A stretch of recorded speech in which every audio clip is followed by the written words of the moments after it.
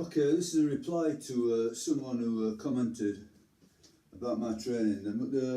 Obviously, must have been having a look at least my recent training efforts, because they mentioned something about frequent deadlifting. So I think recently, I decided to follow some programming suggested by AI, just to test it and see. I'm not because I'm any great believer in AI or that I am greatly skeptical of AI. In my opinion, you try things and find out for yourself, more or less. Find out for yourself. Anyway. What the AI said is that following certain parameters that I plugged in. So I wanted to do sort of like barbell work and kettlebell work combined in a program. Throw in a couple of jogs and see what it came up with. And basically you can have this sort of like conversation with AI and tweak things. So it'll make it work according to whatever facilities and equipment that you've got, and came up with a fairly monstrous training program in the end, which was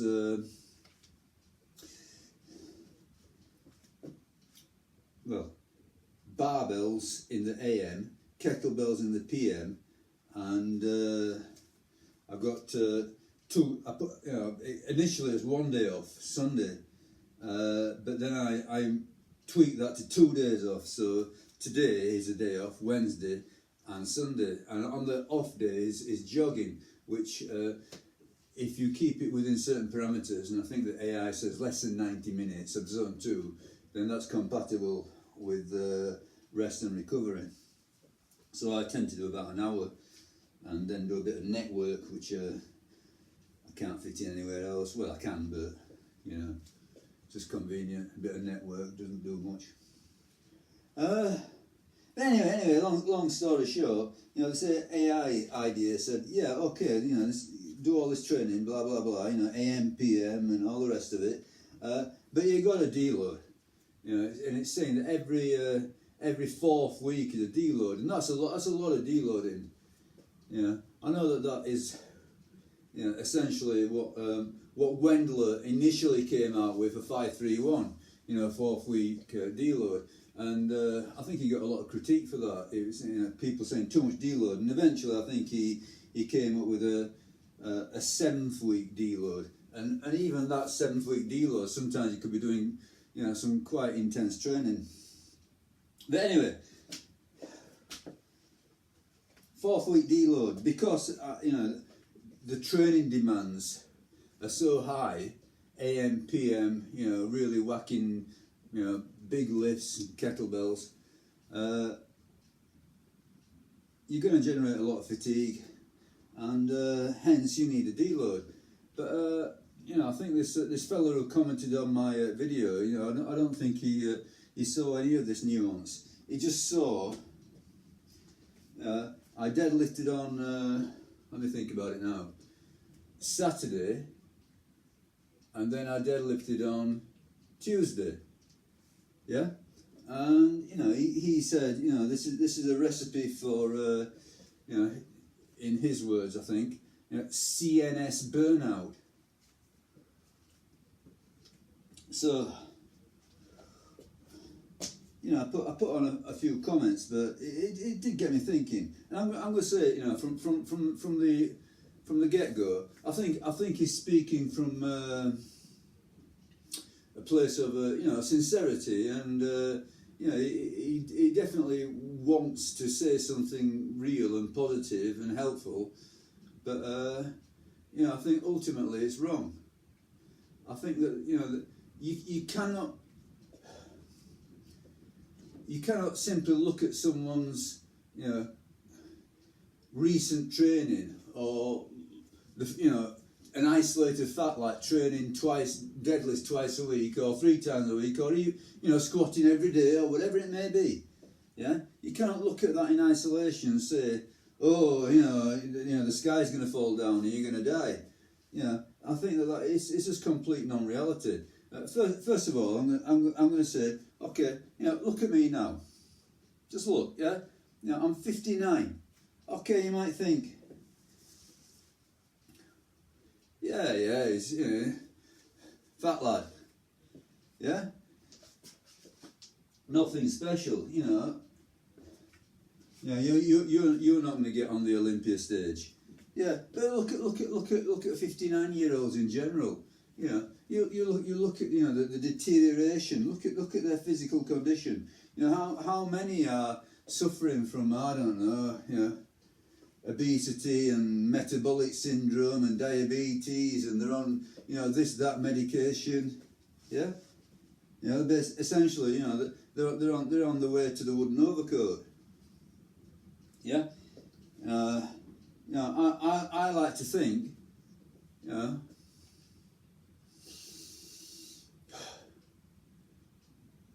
the reality, I would say, you know, the reality is that anyone who does exercise is probably, you know, you're in the, you know, upper echelons of health and fitness.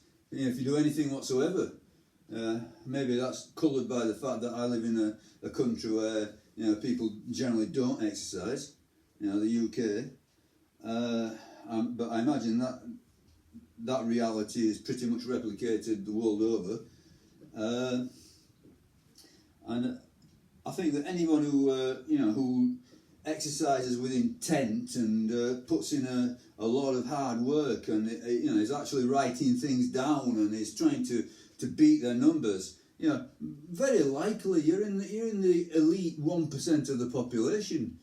You know, so you know, obviously social media skews all this. We see these influencers and they've got these, you know, incredible levels of muscular development, or, you know, they're absolutely shredded and ripped to the bone and all the rest of it. But I think in terms of the, you know, the general population, that is hardly reality. You know, there you're looking at the sort of like the tip top genetic elite who are trying to make a living out of being influencers. You know, I'm not. You know, somebody recently commented on my site, on my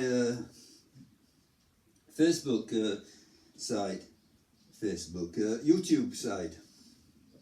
I'm having difficulty with the sound. You know, and my immediate thought is, well, I'm having difficulty doing the exercises.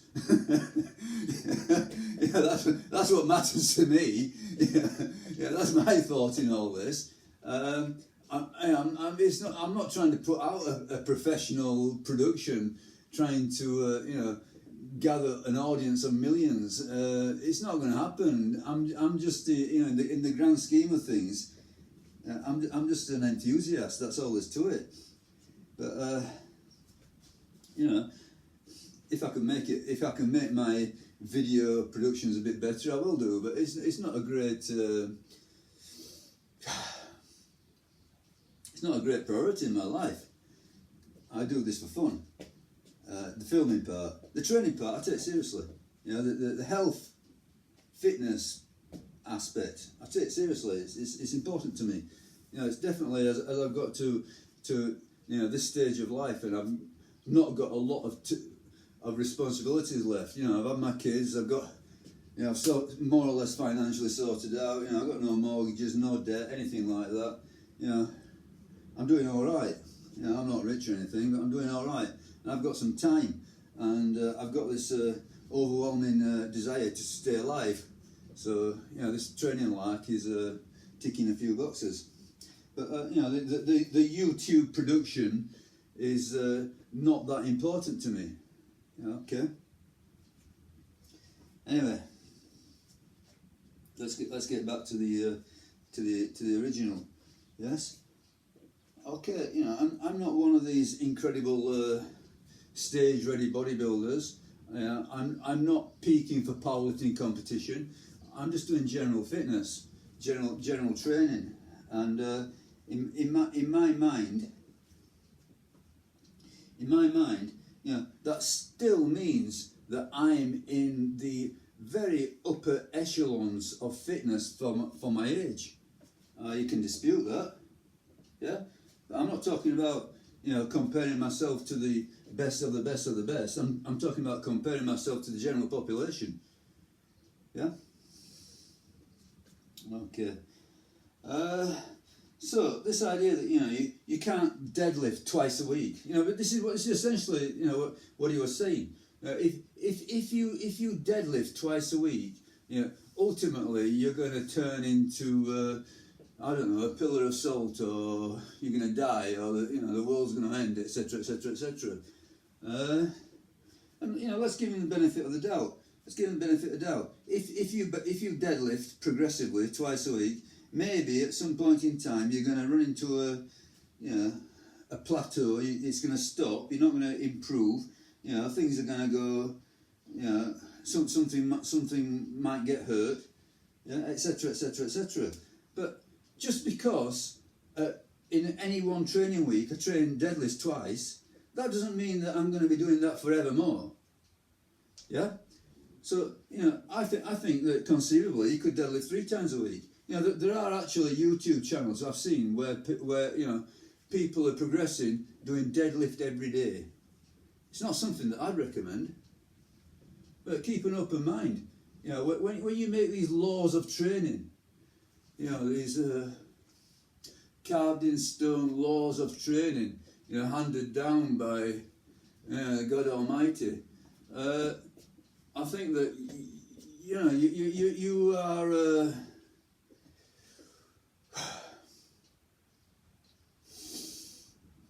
you're not really being scientific. You know, it's not objectively reality. People have done all sorts of protocols, you know, all sorts of approaches, and got results. Are people telling lies about training? I'd say yes, certainly. You know, I think that a great deal of what you hear about training programs and principles and all the rest of it is probably exaggeration, probably lies. You know, there's probably, you know, drugs involved. You know, and when I say drugs, I mean I don't mean stuff that you can buy at your local supermarket. You know, there are all sorts of factors that, you know, you don't know about or you can't verify. Even you know, the scientific studies, all the scientific studies and papers, I would say, you know, you've got to take them with a tremendous pinch of salt. You know, you know, anybody who trains for years and years and years and years realizes that, you know, a few weeks of training, which is involved in most of these studies, doesn't prove much. You know, you've got to look back over decades to know what you're doing. So you can train a beginner, and yeah, they'll make tremendous progress for a while. You know, everything works for a while, but I think it's, you know, it's the long run that matters. And when you're looking at sort of like years and years and years of training, then it's not something that can be really studied in a scientific way, because there are so many variables. I mean, it's like you can talk about your training program, but I bet the impact of divorce hits you more than the impact of doing 3 days a week or 5 days a week. You know, stress in life. You know, if okay, you know, you can be training an hour a day, 3 or 4 times a week. Oh, wonderful! But what if on top of that you're doing 40 hours at work? Yeah. What if you're actually doing something physical for 40 hours a week? Yeah. How does that impact you? Yeah. What I'm trying to say is that all the variables in life are contributing, and probably a lot more than the actual training stress. I mean, I've noticed that I can go online on a Zoom meeting. Yeah. So you're actually sort of like speaking to other people, you know, over the internet. And my stress levels will go up tremendously. And I'm just sat at home, I'm sat down in front of a screen, you know, engaged in sort of like argument with other people. And the stress levels are flying up there. And I'm thinking, how is this possible? how is this more stressful than shifting, barbells in my gym?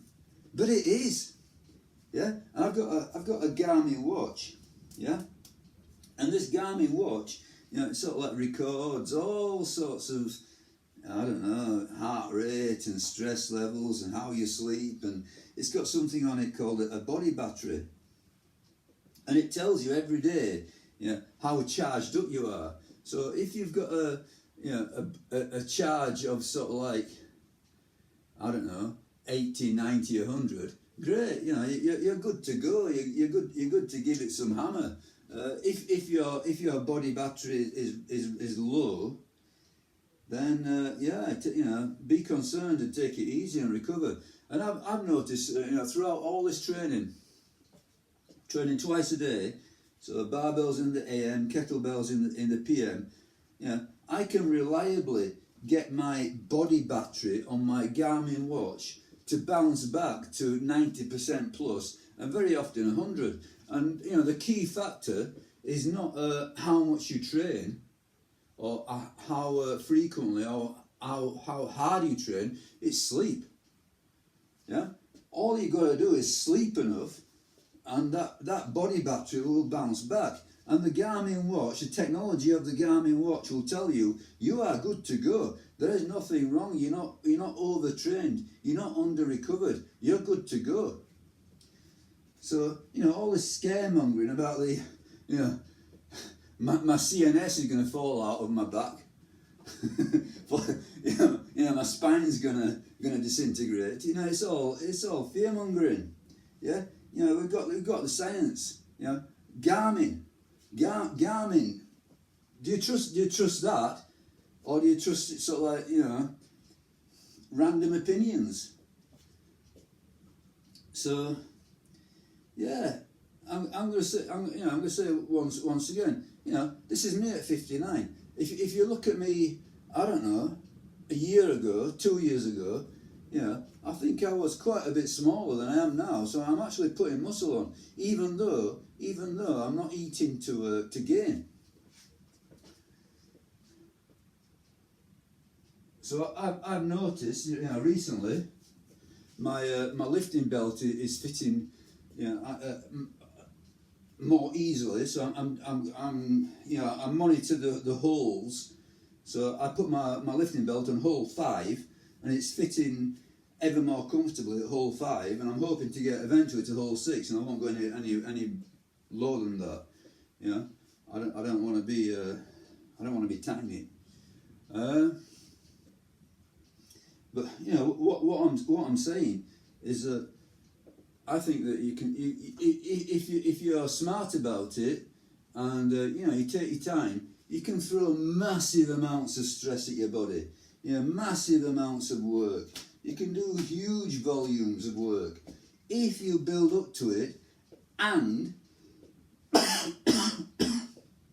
you have a way to deal with that stress. And so I think you have to have a relaxed lifestyle. So I wouldn't be doing any of it if I was doing a real job like I used to do, at various points in life. I've worked all sorts, hard construction work, labouring on construction sites, factory jobs where all day I've been, you sort of like lifting these huge fire door. I don't know if you know what a fire door is. It's like a little snooker table, they're big, heavy things, and my job was on me at one end, another fellow at the other end, and we would flip these fire doors onto a pile, and that pile would go, above our head. So the last door we had to sort of like throw it onto the, it was a work of art, really. We got used to it. But yeah, it was absolutely physically demanding. But you work up to it, you get used to it. Your body's incredible. It can adapt. And what I'm saying is that you can get to the point where you can throw all sorts of stress at your body, which if you weren't used to it by a long period a long period of habituation, acclimatization, absolutely it would hospitalise you. But because you've taken a long process, yeah, you can do it. But even so, you know to do what I'm doing, which is a lot of training, hard. Yeah, either hard in a sense of heavy or hard in the sense of high cardio demand. Yeah, to do that you need to have a relatively easy lifestyle outside of training. Yeah, you need to be well nourished, and I think that you need to know what you're doing, because you can't simply do more ever more. You have to back off periodically, so you have to monitor the process and have a good idea about when things are going wrong, so you can sort of back off and hold back. And I actually responded to the fellow who made the critique. His critique: you can't deadlift twice a week or whatever. Yeah, I said, well, you can put your hand in a fire for a certain amount of time and you won't burn. Yeah, so if I had a candle, yeah, I went like that, there'd be no ill effect. Yeah, I could probably go like that and there'd be no ill effect. Yeah, if I went like that, yeah, then you're struggling, aren't you? Yeah, but what I'm saying is that you can train with great intensity, great effort for a long time, for a certain period of time. Exceed that period of time, hold your hand in the flame too long, yes, you'll get burned. Yes, negative things will happen. But that doesn't mean that for a certain period of time you can't train both long, hard, so frequently, with volume, everything, all the dials turned up. You can turn up all the dials for a certain amount of time. Yes? And then you have to back off. Anyway, I think I'll leave it at that. But yeah, again, I'm going to say this is me at 59. My project's called Fit at 60 Plus. I'm very, very close to the title now. So I'm doing my damnedest to get into decent shape, and for sure, I've no illusions that the far future is going to bring decline, and I'm going to have to manage that decline in some way. But I'm going to give it a good fight. Yeah. But it is what it is. I'm not Mr. Incredible. If you think that any of this is being produced by drug usage, well, I'm flattered. I'm flattered. Yeah. I mean, yeah, I do take drugs. I've had a cup of coffee. Yeah. Caffeine. I like my coffee for sure. I don't take creatine. Not because I'm some great idealist purist or whatever. I tried it. I didn't see any effect. Didn't feel any effect. It didn't seem to do anything. I thought, well, why? And it's not. Well, the expense of it is something, but it's just the hassle of having to take it every day. I thought, I saw this. Creatine. Nah, didn't work for me. Tried it. So yeah, I mean, but yeah, if you think that I'm the way I am because of drug use, now or in the past, I'm going to take that as a great compliment. Actually, thank you very much.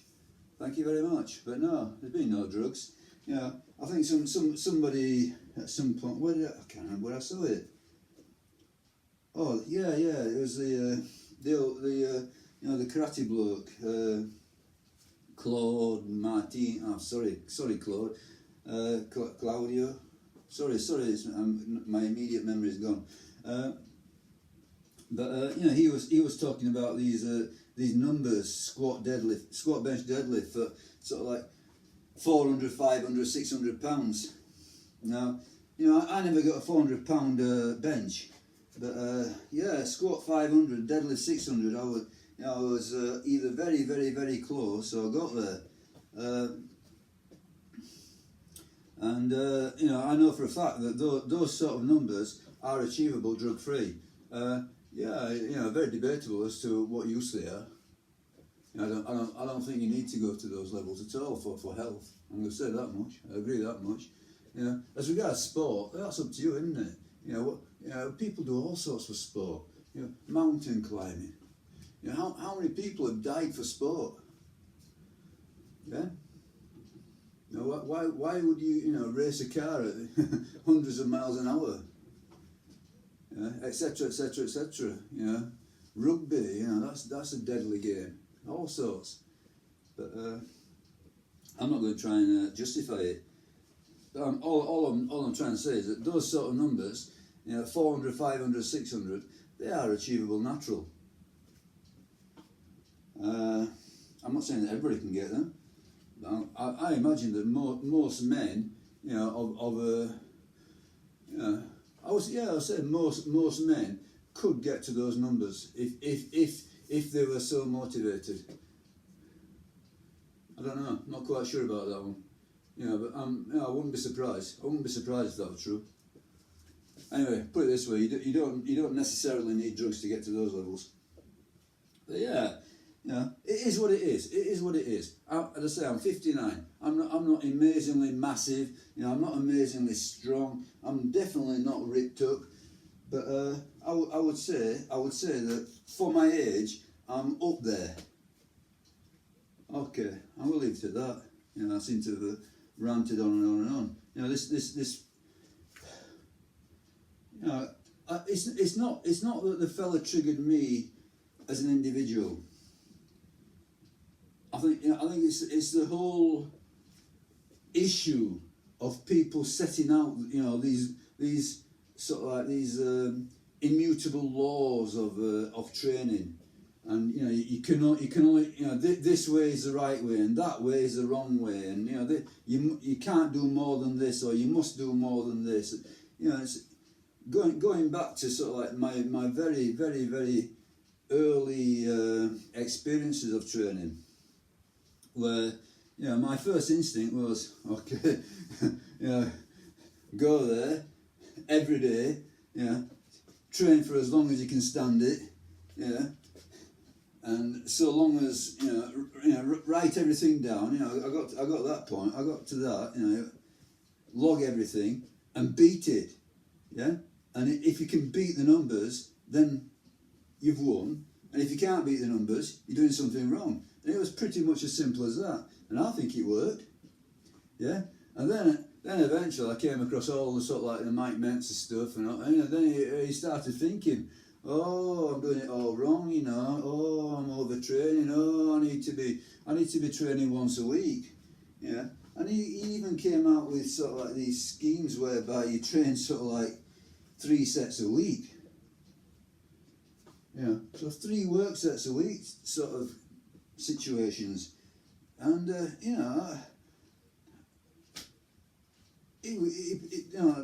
on paper it sounds wonderful, and he makes a good case, and I'm not saying that it is all wrong, but nothing beats actually doing it for yourself and finding out.